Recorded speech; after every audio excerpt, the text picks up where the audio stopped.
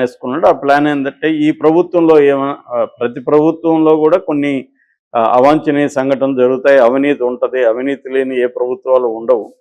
దాన్ని ఉపయోగించుకొని దాన్ని పబ్లిక్‌లోకి తీసుకురావడం ద్వారా తాను ఒక రెబెల్‌లాగా, తాను ఒక ప్రతిపక్ష నాయకుడిలాగా చేయడం ఒకటి. రెండోది ఈ ప్రభుత్వాన్ని నేను పైనుండి శాసించగలను అన్న ఒక ఇది సిగ్నల్స్‌ని జనంలోకి పంపడం. ఈ స్ట్రాటజీతో పవన్ కళ్యాణ్ స్టార్ట్ చేశాడు. అందుకని మనకి హోమ్ మినిస్టర్ అనిత ఇష్యూ కావచ్చు, తర్వాత తిరుమల లడ్డు కావచ్చు, తర్వాత కాకినాడ షిప్ కావచ్చు, తర్వాత అక్కడ ఎవరినో ప్రభుత్వ అధికారిని వైసీపీ వాళ్ళు దాడి చేసినప్పుడు ఆయన వెళ్ళిపోవడం కావచ్చు, దాని తర్వాత మొన్న తిరుపతి తొక్కిసలాట కావచ్చు, రీసెంట్గా డీజీపీ మీద ఆయన మాట్లాడిన పిఠాపురంలో వైలెన్స్ లేకపోతే క్రైము గాంజా ఎక్కువైపోతున్న ఆయన స్టేట్మెంట్ ఇవ్వడం కావచ్చు, అన్నీ చూస్తూ ఉంటే పవన్ కళ్యాణ్ ఏంటంటే ఆయనకి ఎప్పటికప్పుడు ఏదో ఒక ఇష్యూని తీసుకొని ఈ గవర్నమెంట్కి యాంటీగా మాట్లాడడం, ఈ గవర్నమెంట్ పెట్టిన అధికారులకు యాంటీగా మాట్లాడడం, ఇవన్నీ చేస్తున్నాడు. ముఖ్యంగా లోకేష్కి ఆయన థ్రెట్ క్రియేట్ చేస్తున్నాడు. ఎందుకంటే ఈ ప్రభుత్వంలో పాలసీ మేకింగ్ అంతా చంద్రబాబు చూసుకుంటున్నాడు. ఎగ్జిక్యూషన్ అంతా కూడా గవర్నెన్స్, ఎగ్జిక్యూషను, నియామకాలు, తర్వాత వనరులు ఎవరెవరు ఎలా పంచుకోవాలి, ఇవన్నీ లోకేష్ చూస్తున్నాడు. అంటే రియల్ పవర్ లోకేష్కి ఉంది. ఒక రకంగా డిఫాక్టో సీఎం లాగా లోకేష్ బిహేవ్ చేస్తున్నాడు.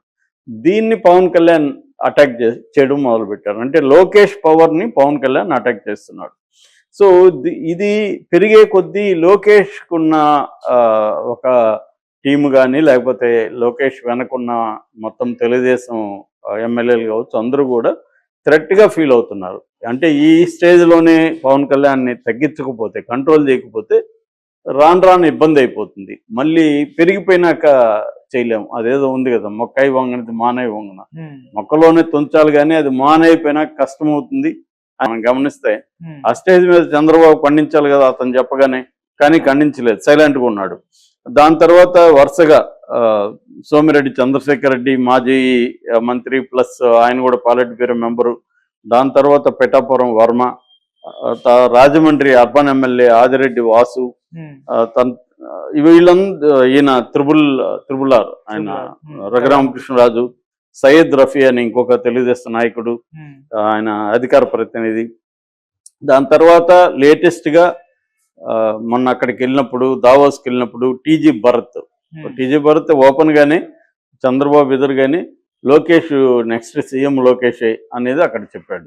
అక్కడ చంద్రబాబు మందలించాడు, మనం ఎందుకు వచ్చాము ఇక్కడికి, నువ్వేం మాట్లాడుతున్నావు అని తిట్టాడు అని కూడా వచ్చాయి. ఏదేమైనా ఓవరాల్గా ఒక వ్యూహం ప్రకారం తెలుగుదేశంలో ఉండే నాయకులంతా కూడా మన లోకేష్ డిప్యూటీ సీఎం అవ్వాలి అన్న ఇది డిమాండ్ని జనంలోకి తీసుకొచ్చారు. దానికి కౌంటర్గా జనసేన నాయకులు కూడా ఓకే లోకేష్ డిప్యూటీ సీఎం అయితే మాకు అభ్యంతరం లేదు, కానీ మా పవన్ కళ్యాణ్ని సీఎం చేయండి, 2.5 సంవత్సరం పవన్ కళ్యాణ్ సీఎంగా ఉండాలి. సో అవసరమైతే చంద్రబాబుని వైస్ ప్రెసిడెంట్ చేసుకుంటారా, లేకపోతే బీహార్ గవర్నర్కి పంపించుకోండి, కానీ మావాడు మాత్రం సీఎం అయితే డిప్యూటీ సీఎంగా లొకేషన్ పెట్టుకోండి, మాకు అభ్యంతరం లేదన్న పద్ధతిలో వాళ్ళు మాట్లాడడం మొదలుపెట్టారు. ఇది ఫస్ట్ టైం ఈ 8 నెలల్లో జనసేన తెలుగుదేశం మధ్య రావడం ఈ స్థాయిలో ఫస్ట్ టైం. దీంతో పవన్ కళ్యాణ్కి సహజంగానే కోపం వస్తుంది. ఎందుకంటే తన ఒక స్ట్రాటజీ ప్రకారం వెళ్తున్నప్పుడు అది వర్కౌట్ అవుతుంది పవన్ కళ్యాణ్కి. ఇప్పుడు ఏమైంది, పవన్ కళ్యాణ్కి కౌంటర్గా లోకేష్ని డిప్యూటీ సీఎం పెడితే పవన్ కళ్యాణ్కి ఇబ్బంది, ఖచ్చితంగా అది పవన్ కళ్యాణ్ అలో చేయడు. సో అందుకని పవన్ కళ్యాణ్ సీరియస్గానే చంద్రబాబు దృష్టికి తీసుకెళ్ళాడా అనేది ఒక ఇది ఉంది. రెండవ ఇది మొన్న సెంట్రల్ హోం శాఖ మంత్రి అమిత్ షా రాకముందు ఇది స్టార్ట్ అయింది. జస్ట్ ఆయన వస్తున్నప్పటి నుంచి ఇది స్టార్ట్ అయింది. సో అమిత్ షాని పర్మిషన్ అడిగాడని చంద్రబాబు ఇట్లా లోకేష్ డిప్యూటీ సీఎం చేయాలని డిమాండ్స్ వస్తున్నాయి. అడిగితే అమిత్ షా కౌంటర్గా అసలు లోకేషే అక్రమాలకు అన్నిటికీ బాధ్యుడని చెప్తున్నారు. చంద్రబాబు వాళ్ళ పట్ల కూడా తనకేమి వ్యక్తిగత ఇది లేదని కూడా ఆయన చెప్తున్నాడు. మామూలుగా విజయసాయిరెడ్డి చరిత్ర చూస్తే ఆయనది నెల్లూరు రూరల్ జిల్లా తాళ్ళపూడి గ్రామం, వాళ్ళ నాన్న కూడా కొంత మోతుబరి. సో ఆయన 1986లో ICAI నుంచి CA చదివాడు. దాని తర్వాత చెన్నైలో బెంగళూరులో, హైదరాబాదులో తన ప్రైవేట్ కంపెనీలు పెట్టాడు. అంటే సిఏ ఆఫీసులు పెట్టుకున్నాడు. అట్లాగే బ్యాంకింగ్ సెక్టర్లో కూడా ఆయన నేషనలైజ్డ్ బ్యాంక్కి బోర్డు మెంబర్గా కూడా ఉన్నాడు. ఓరియంటల్ బ్యాంక్ ఆఫ్ కామర్స్కి డైరెక్టర్గా ఉన్నాడు.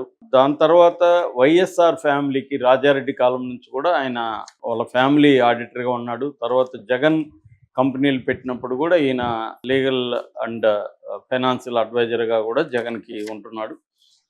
సో అప్పటి నుంచి కూడా జగన్ ఫ్యామిలీతో ట్రావెల్ చేశాడు. వైఎస్ఆర్ ఉన్నప్పుడు కూడా ఈయన మామూలుగా లక్కిరెడ్డిపల్లి ఎమ్మెల్యేగా ఉంటున్న గండికోట సుబ్బారెడ్డి వాళ్ళ కూతురు సునంద, ఆమెను పెళ్లి చేసుకున్నాడు.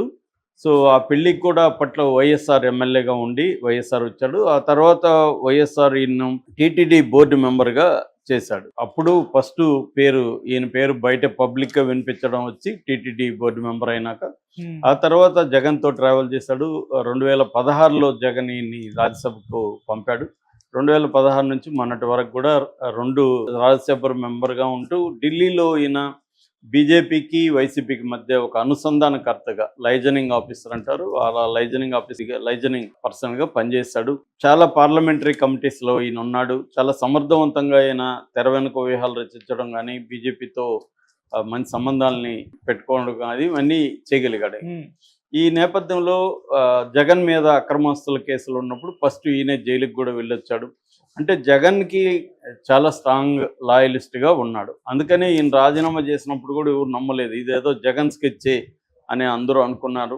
సడన్గా ఈయనకి ఏ కారణం లేకుండా నిజానికి జగన్ మధ్యలో ఈయన్ని దూరం పెట్టాడు, కొన్ని పోస్టుల నుంచి దూరం పెట్టాడు. అప్పుడు కూడా ఈయన బయటకు వెళ్ళలేదు. అలాంటిది తర్వాత జగన్ ఈయన్ని ఎన్నికలకు ముందు మళ్ళీ ఈయనకి ఇంపార్టెన్స్ ఇవ్వడం, నెల్లూరు ఎంపీగా ఈయనకి సీటు కూడా ఇచ్చాడు. అట్లాగే ఇన్ఛార్జ్ పోస్టులు ఇచ్చాడు. ఇవన్నీ ఉండి కూడా ఆయన ఈ టైంలో ఎందుకు జగన్ని వదిలేసి వెళ్ళాడంటే దానికి ఒక కారణం ఏంటంటే కేసులు ఆయన మీద దాదాపు ఎలక్షన్ అఫిడవిట్లో నేను చూస్తే ఆయన మీద 22 కేసులు ఉన్నాయి. సో అందులో చాలా క్రిమినల్ కేసులే ఎక్కువ ఉన్నాయి. సో కేసులకు భయపడి ఆయన రాజీనామా చేసి ఉండొచ్చు అనేది ఒక పాజిబుల్ కారణంగా అందరూ భావించారు.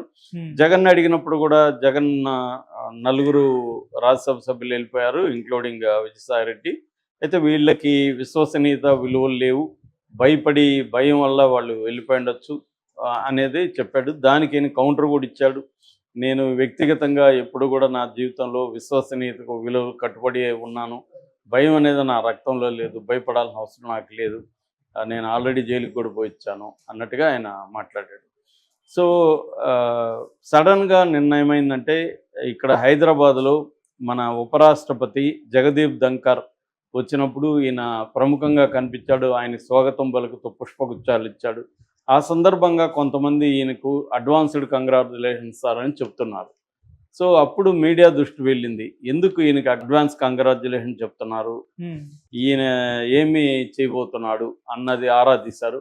ఆ క్రమంలో అర్థమైంది ఏమంటే ఇంకా 3.5 సంవత్సరం ఉందనగానే ఈయన రిజైన్ ఇచ్చింది దేనికోసం అంటే ఈయనకి గవర్నర్ పోస్ట్ బీజేపీ ఇవ్వడానికి ఒక ఒప్పందం జరిగింది.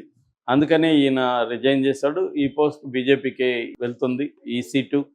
సో ముందుగానే వీళ్ళిద్దరి మధ్య ఒప్పందం జరిగింది. ఈయన యాక్టివ్ రాజకీయాల నుంచి పక్కకెళ్ళి గవర్నర్ గాను లేకపోతే ఇటువంటి రాజ్యాంగ పదవుల్లో బీజేపీకి దగ్గర అయ్యి జగన్కి కూడా అనుకూలంగా ఉండాలి, ఇది జగన్ అండ్ బీజేపీ కలిసి వేసిన స్కెచ్ అనేది అంటున్నారు. ఎందుకంటే మనం చూస్తే ఇప్పటి వరకు ఆంధ్రప్రదేశ్ రాజకీయాల్లో జగన్కి యాంటీగా మోడీ ఎటువంటి నిర్ణయాలు తీసుకోవట్లేదు ఇప్పటివరకు. ఎందుకంటే జగన్ స్ట్రాంగ్గా ఉండడం అనేది మోడీకి అవసరం. జగన్ కానీ వీక్ అయిపోతే చంద్రబాబు బలపడతాడు. కాబట్టి చంద్రబాబు బలపడడం అనేది మోడీకి ఇష్టం లేదు. సో బ్యాలెన్స్గా జగన్ పెట్టుకోవాలి. జగన్ ఎప్పుడు కూడా ఈ 10 ఏళ్లలో మోడీకి అనుకూలంగా ఉంటున్నాడు. మోడీ అడిగినా అడగపోయినా బిల్లులకు మద్దతు ఇస్తున్నారు. కాబట్టి జగన్తో వాళ్ళకి ఏ రకమైన ఇబ్బంది లేదు. జగన్ వాళ్ళ కంట్రోల్లో ఉండే వ్యక్తి. కాబట్టి జగన్ని రెండోది జగన్ కూడా 40% ఓట్ బ్యాంక్ ఉంది. 40% ఓట్ బ్యాంక్ ఉన్నవాడిని నాశనం చేసి జైలుకి పంపించేసి చంద్రబాబు బలపడాలని బీజేపీ ఎందుకు కోరుకుంటుంది? ఎవరైనా వీక్ అయితే ఆ ప్లేస్లోకి బీజేపీ రావాలనుకుంటారు. ఇప్పుడు జగన్ వీక్ అయిపోయి జగన్ని తొక్కేస్తే ఆ ప్లేస్లోకి బీజేపీ రావడానికి సమయం రెడీగా లేదు, అనుకూలంగా లేదు. అనుకూలంగా వచ్చినప్పుడు ఖచ్చితంగా జగన్ అయినా వాళ్ళు తొక్కేస్తారు. ఈ పొలిటికల్ కాంటెక్స్ట్లో విజయసాయిరెడ్డి చాలా కీలకమైన రోల్ ప్లే చేస్తున్నాడు. సో విజయసాయి రెడ్డి కూడా వ్యక్తిగతంగా ఆలోచించినప్పుడు ఆయనకి 67 ఏళ్ళు ఇప్పుడు. సో ఇంకా రాజకీయాల్లో యాక్టివ్గా ఉన్న ఆయన సాధించేదేం లేదు. కాబట్టి ఆయన ఏమనుకున్నాడంటే బీజేపీకి దగ్గరగా ఉండి ఆయన ముందు 2 కర్తవ్యాలు ఉన్నాయి. ఒకటి ఈ కేసుల నుంచి బయటపడాలి. కేసుల నుంచి బయటపడాలంటే బీజేపీ వైపు ఉంటే గవర్నర్గా రేపు ఉంటే చంద్రబాబు ఆయన్ని టచ్ చేయడు. కాబట్టి ఆయనకి ఆ భయం లేదు. కేసులు మెల్లమెల్లగా పోతాయి.